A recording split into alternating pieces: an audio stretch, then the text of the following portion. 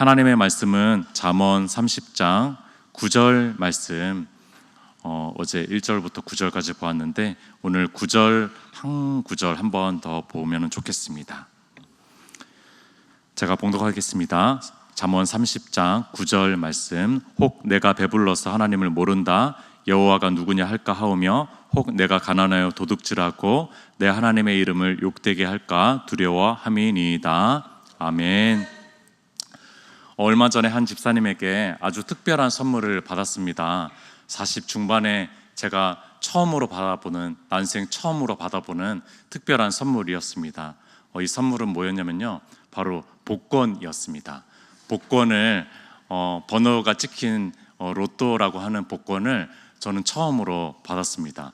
한 번도 사본 적이 없고, 그런데 이제 그 로또 복권을 처음으로 받았습니다. 물론 이 복권은 1차적인 선물은 아니었습니다. 첫 번째 선물은 책이었습니다. 아주 귀한 양서를 선물해 주면서 그 안에 첫 페이지에 복권 3장을 테이프로 이렇게 붙여가지고 이렇게 저한테 주셨고, 제가 첫 장을 여는 순간에 하하하 웃었습니다. 너무 재밌어서 웃었습니다. 저한테 이 복권을 준 이유가 뭘까라는 생각을 하면서 한번 웃고 마는 것으로 지나가려고 했었는데, 그때가 화요일인가 수요일이었습니다. 그런데 재밌게도 그래도 당첨 결과는 한번 확인해야 되겠다라는 생각이 들어서, 이것이 이제 언제 결과가 나오는지 몰라가지고 검색을 해보니까 매주 토요일 저녁 8시 35분. 아셨죠? 모르셨어요? 네, 모르시는 게 낫습니다.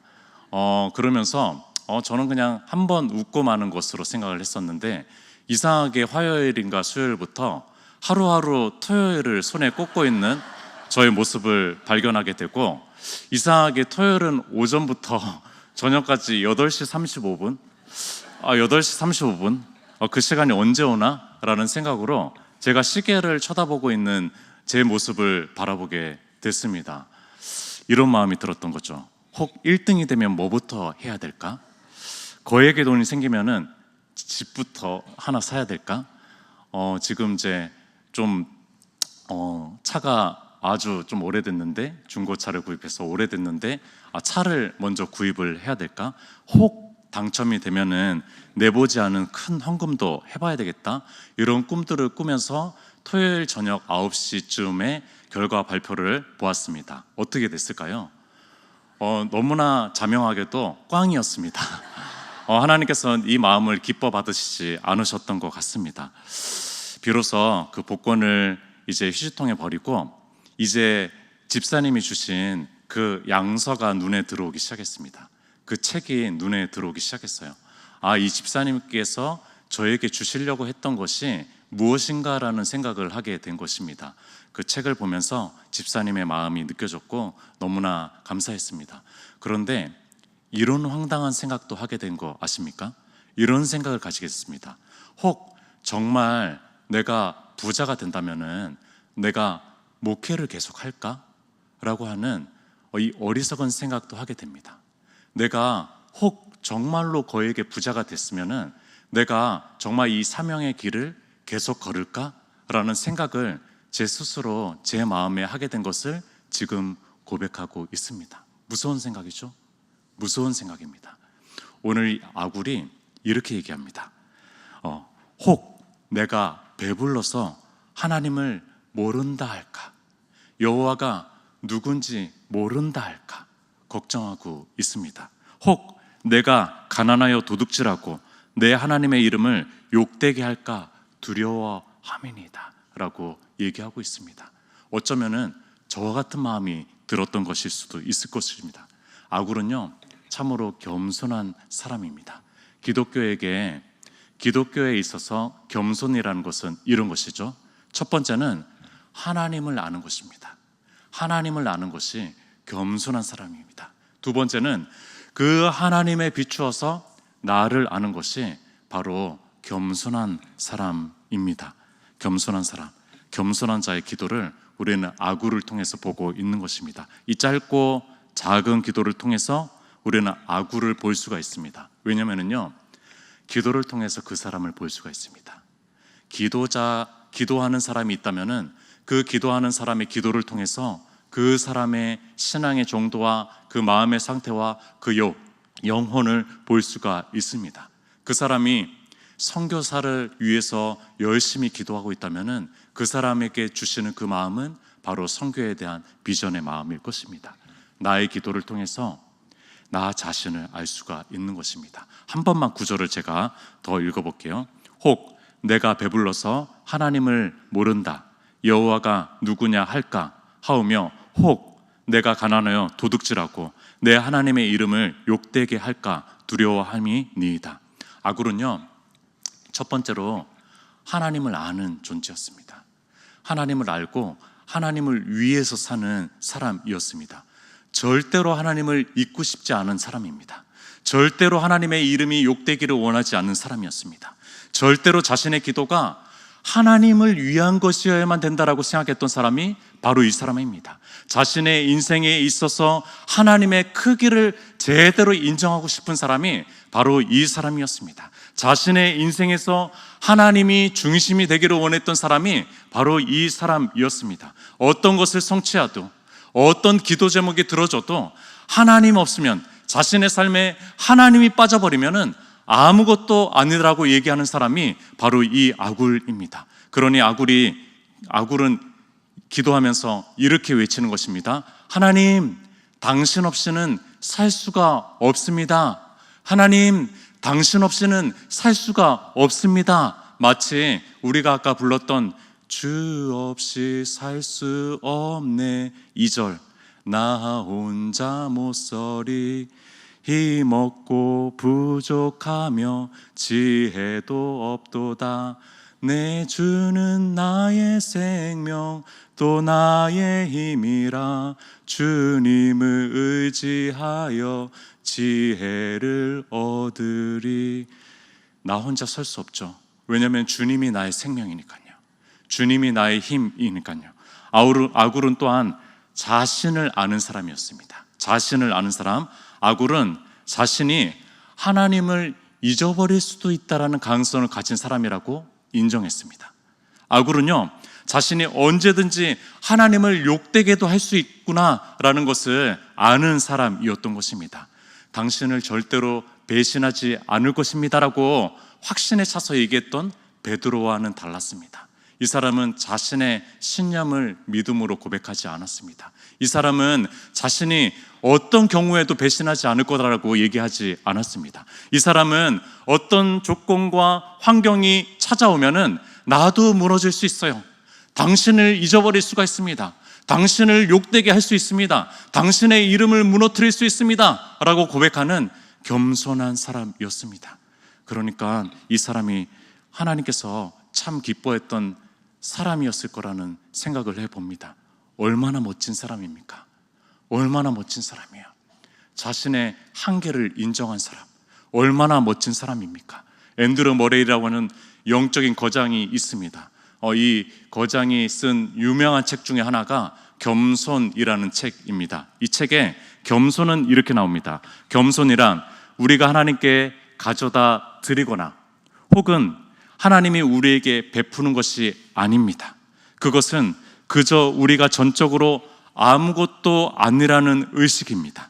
그리고 이런 의식은 하나님이 과연 마녀시라는 것을 바라볼 때에만 생겨나는 것입니다.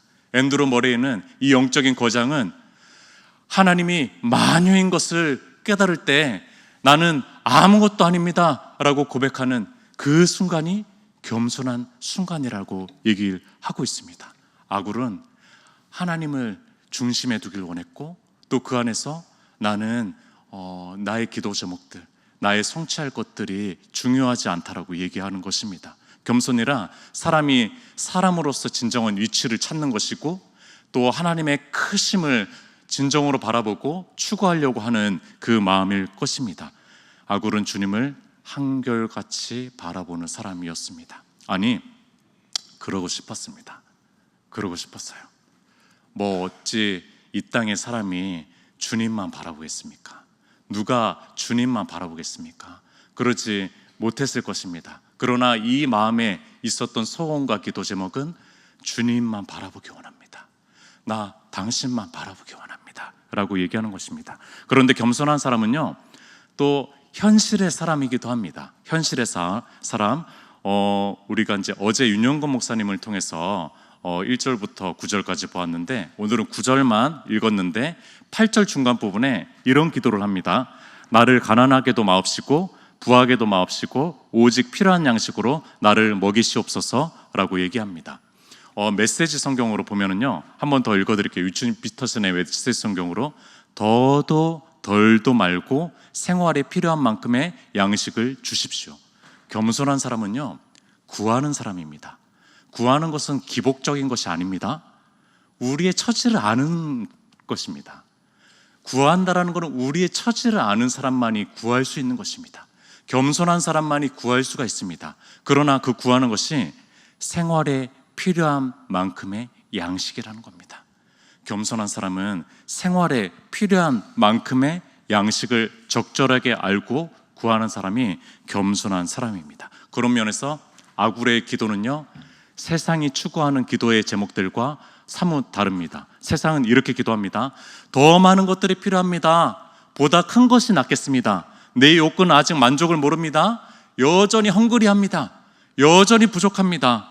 나는 여전히 배가 고픕니다. 그래서 투잡, 쓰리잡이 필요하고 맞벌이가 필요하고, 그래서 더 큰 집과 더 좋은 자가용이 필요합니다. 이 가구, 저 가구도 필요하고, 이 기기, 저 기기도 필요하고, 이 옷, 저 옷도 필요하고, 저 아이템, 이 아이템 다 필요합니다 라고 하면서 만족을 모르고 계속 외치는 기도가 세상의 기도라면은, 아굴은요, 끝없이 만족을 모르는 그런 세상적 유혹의 세상의 기도에 등을 돌리고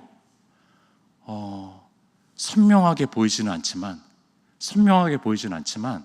그러나 주님의 손, 그 주님의 손을 바라보고 주님의 손에서 흘러나오는 것을 바라보고 그것을 의지하면서 걸어가기를 원했던 믿음의 기도를 올렸던 사람, 그 사람이 바로 아굴이라는 것입니다.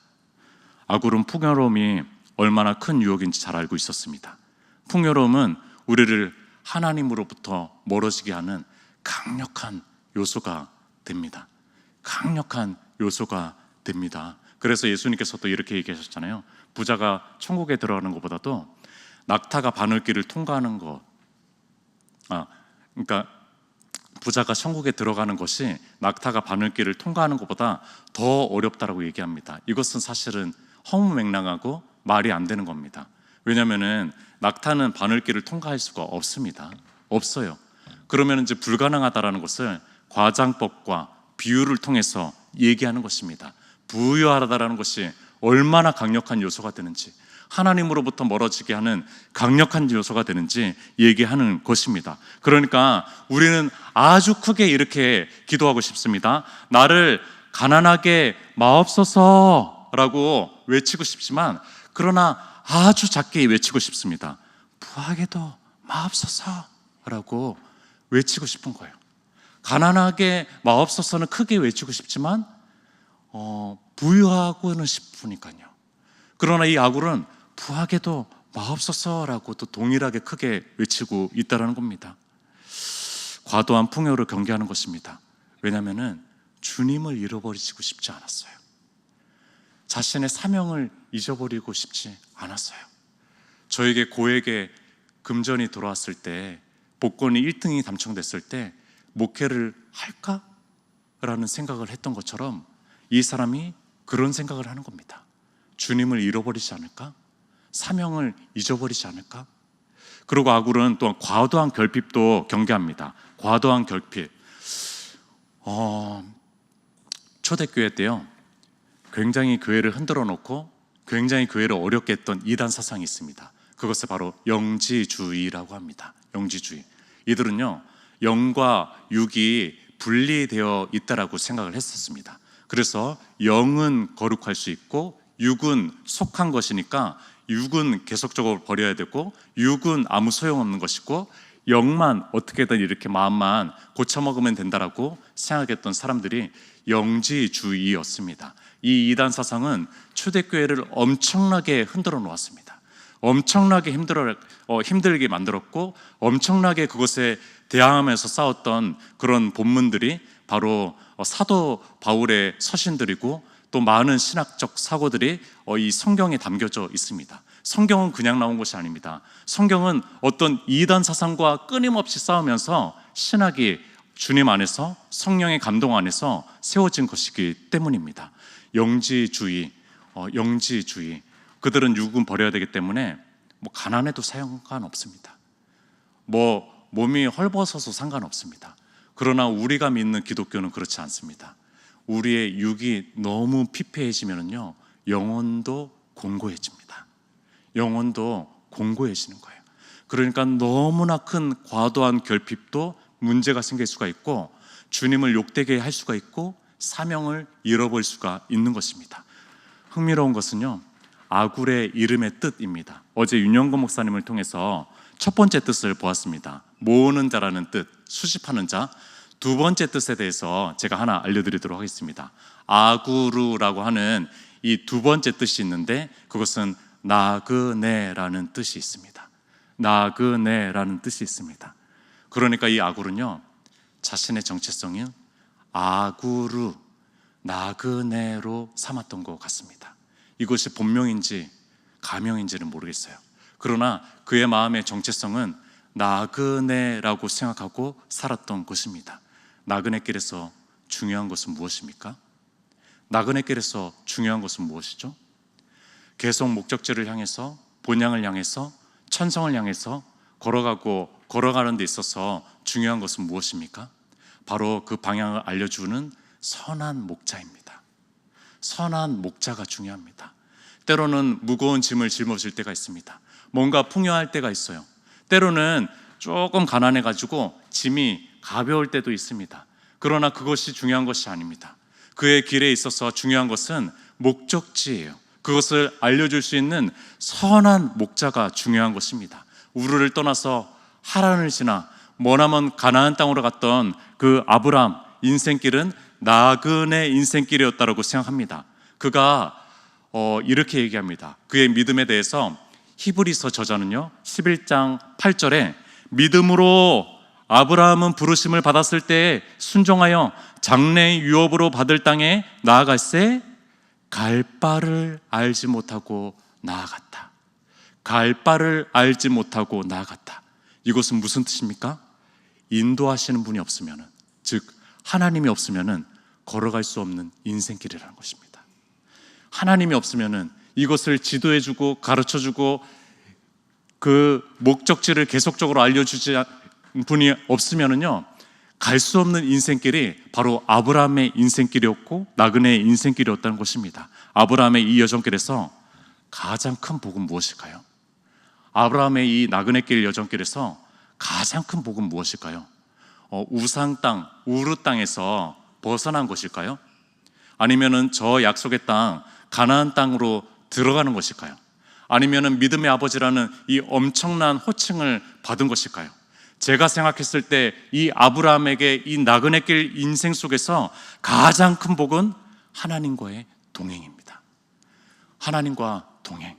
목적지를 알지 못하니까, 갈 바를 알지 못하니까 갈 바를 아는 분을 붙잡아야 돼요. 갈 바를 아는 분과 친밀하게 교제해야 돼요. 갈 바를 아는 분을 바라봐야 되는 것입니다. 하나님과의 특별한 관계성 속에서 생생하게 얻는 깨달음, 이것이 아브라함의 복이었고 하나님이 친히 나의 목자 되시는 놀라운 걸음이 바로 아브라함이 누린 큰 복이었고 하나님과 주고받은 아주 친밀하고 비밀스럽고 은밀한 깊은 교제가 아브라함의 첫 번째 복이었다라는 생각을 해봅니다. 그래서 우리 아까 불렀던 찬송가의 3절 주 없이 살 수 없네 내 주는 아신다 내 영의 깊은 강구 마음의 소원을 주밖에 나의 마음 네 알아주리요 내 마음 위로하사 평온케 하시네. 이 복을 아브라함은 누렸던 것입니다. 그리스도인들은 모두 나그네 인생길입니다. 초대교회 교인들은 서로를 이렇게 인사했습니다. 뭐 악수를 했는지는 모르겠지만 그들의 문화권 안에서 이렇게 인사했습니다. 우리는 길 위의 사람들입니다. 우리는 길 위의 사람들입니다. 라고 기록한, 서로 인사한 그런 기록들이 있습니다. 주님이 길이니까 주님 위에 있는 사람들이라는 말도 있지만 실제로 나그네 인생길이라는 거예요. 나그네 인생길에 우리는 서 있습니다. 우리는 정착민이 아닙니다. 우리는 걸어가고 있습니다. 라고 얘기하는 것입니다. 중요한 분, 하나님을 놓치지 말아야 됩니다. 우리는 하나님을 놓치지 말아야 됩니다. 라고 얘기하고 있는 것입니다. 베드로전서에요, 이런 아주 놀라운 얘기가 나옵니다. 베드로전서 5장 7절에 너희 염려를 다 주께 맡기라. 이는 그가 너희를 돌보심이라. 이 염려라는 헬라어를 보면은요, 이 단어가 이런 뜻입니다. 마음이 갈기 찢긴 상태라는 것입니다. 마음이 갈기 찢긴 상태라는 것입니다. 그러면은 만약 그런 성도가 있어요. 그런 성도가 있을 때 그런 성도에게 누구에게 찾아가 보십시오. 누구에게 찾아가 보십시오. 라고 저는 못할 것 같습니다. 심지어 저한테도 찾아오기를 부담스러워할 것 같습니다. 마음이 갈기 찢긴 그 사람이 누구한테 추천을 해줄 수가 없을 것 같아요. 그러나 베드로는 추천하고 있습니다. 누구냐면 주님께 맡겨라. 그 갈기 찢겨진 그 상태 그대로 주님께 맡겨라 라고 얘기합니다. 그러면서 다 주께 맡겨라. 이는 그가 너희를 돌보심이라. 하나님께서 누구를 돌보십니까? 베드로전서 1장 1절에요. 나그네 된 자들이라고 얘기합니다. 나그네 된 자들, 그들을 돌보신다라고 얘기합니다. 그러니까 아까 불렀던 찬송가의 4절은 주 없이 살 수 없네 세월이 흐르고 이 깊은 고독 속에 내 생명 끝나도 사나운 풍랑일 때 날 지켜주시니 내 곁에 주신 주님 늘 힘이 됩니다. 사나운 풍랑일 때 주님께서 우리를 돌보아 주십니다. 우리의 개인적인 사나운 풍랑이 일고 있습니까? 주님께서 돌보아 주실 것입니다. 우리 교회적인 사나운 풍랑이 일고 있습니까? 주님께서 돌보아 주실 것입니다. 주님께 더 아뢰었으면 좋겠습니다. 주님께 이 갈기 찢겨진 우리의 마음을 주님께 더 올릴 수 있었으면 좋겠습니다. 그래서 주님께서 돌보시는 그것을 우리가 느낄 수 있었으면 좋겠습니다. 그 안에서 역사하시고 함께 하실 주님을 바라봤으면 좋겠습니다. 함께 기도하도록 하겠습니다. 하나님께서 우리 하늘 나그네로 또 우리 교회를 나그네길 또 순례의 길로 그런 공동체로 세우셨습니다. 하나님께서 또 우리 가운데 함께 하시고 또 인도하시고 이끌어 주시기를, 특별히 우리가 놓치지 말아야 될 것은 우리의 기도 제목이 아니라 주님입니다. 우리 주님을 꼭 붙잡을 수 있도록, 주님을 잊어버리지 않도록, 주님과 동행하는 법을 배울 수 있도록, 주님과 살아가는 법을 배울 수 있도록, 어떤 사나운 풍랑이 와도 주님의 손을 꼭 붙잡을 수 있는 그런 인생길, 우리의 인생길이 될 수 있도록, 그래서 우리의 여정 가운데 그 본향을 향해서 여전히 달려가고 또 여전히 나아갈 수 있도록 주님 인도하시고 함께 해달라고 주여 한번 외치고 기도했으면 좋겠습니다.